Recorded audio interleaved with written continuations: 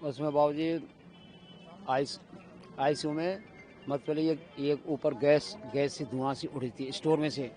उसमें ये gas cylinder था और गैस सिलेंडर से लगकर उसमें बेते हुए कागज फागज में गैस सिलेंडर में लग के एकदम सब फिर बम वो हो गई थी। हम करें इस धुआं कैसे है रही है। तो आने के बाद में जब तो बम बक से हो गई फिर ज़्यादा आने लग गई। अब साहब में मरीज अपने मरीज निकाले गए पर हमारे मरीज साहब 4-5 में ये हम साहब अकेला था उसमें जाके जब तक लाला बोला मैं जब तक साहब गैस छोड़कर ज़्यादा है गई जब तक साहब गेट लगा देता उन्होंने। तो किसकी मौत हुई है आपकी?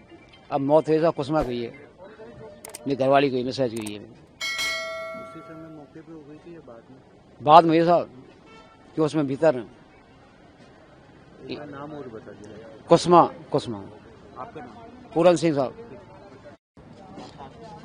नहीं, मैं ऊपर नहीं था, मैं नीचे था, मैं खाना खाने आया था।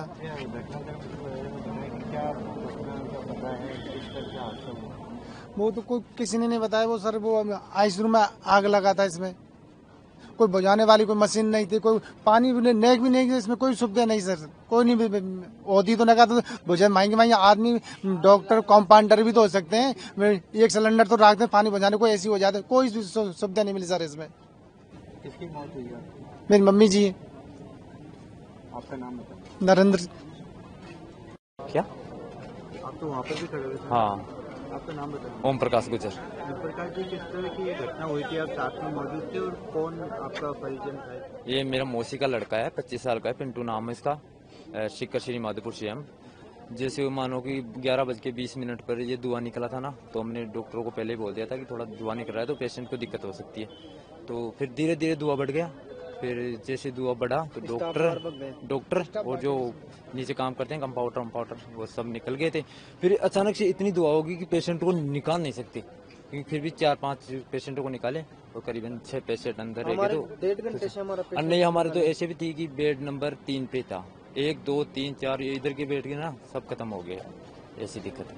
कौन था आपका परिजन? भाई है। मौसी का लड़का है। और कोई ज्यादा ठीक था, वो छुट्टी देने वाले थे, 1-2 रोज में ठीक हो गया था। अब ये घटना घट गई लास्ट में आके। आपका नाम? ओम प्रकाश गुजर।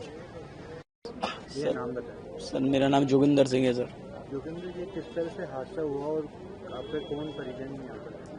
सर मेरी मम्मी थी सर आईसीयू 201 में सर, बेड नंबर 2। सर थोड़ा स्पायरिंग हो रही थी सर, स्टाफ वालों को बोला कि ये स्पायरिंग हो रही है, 2 बार बोला, 3 बार बोला, 4 बार बोला, थोड़ा धुआं उठने लगा। उन्होंने बोला कुछ नहीं है, नॉर्मल है। जब फिर ज़्यादा धुआं उठने लगा तो स्टाफ भाग गया, यहाँ से ये भाग गए, कोई नहीं। फिर धीरे धीरे और ज़्यादा बढ़ने लगा सर, सब भाग गए सर, कोई नहीं बचा। इतना धुआं बचा सर, जिसको निकालना था वो निकाल गया।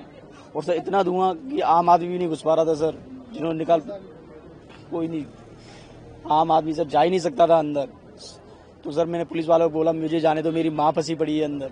उन्होंने बोला कि नहीं हमने सबको निकाल लिया, और सब नहीं निकाला था, 3 जने अंदर रह गए थे सर, एक मेरी माँ, एक मेरे भाई का।